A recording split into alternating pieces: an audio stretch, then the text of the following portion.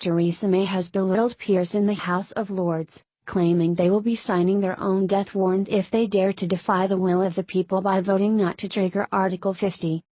Ahead of the Supreme Court appeal, starting Monday, against the High Court's decision that Parliament must pass a vote before the Prime Minister can trigger Article 50, Theresa May has come out fighting. Mrs May insists any attempt made by pro-Remain peers in the House of Lords to block Brexit will lead to the demise of the second chamber. A Downing Street minister insisted the Prime Minister is confident the Lords would not dare vote down Article 50, thereby blocking the result of the EU referendum.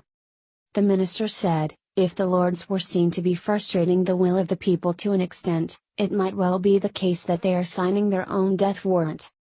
You could be talking about the Lords disappearing in its current form. They've managed to avoid abolition now for quite a long time. Although the government's rhetoric appears to suggest it is anticipating defeat in its appeal, it nevertheless shows ministers are unwilling to bow down to pressure from Remainers.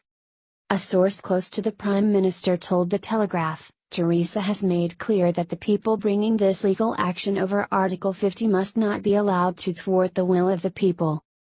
She will take exactly the same approach in the Commons when she addresses MPs.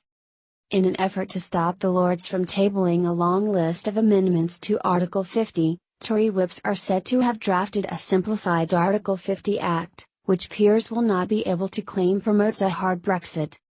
Ian Duncan-Smith, the former Work and Pensions Secretary and senior Leave campaigner, said he was confident Theresa May will be able to stick to her schedule of invoking Article 50 by May next year. He said, "It's a very narrow and tight bill, it's very difficult to amend. It will get through the Commons pretty quickly. We can be in and out of this very quickly and get on with triggering Article 50. You could have 24-hour sittings to get it through.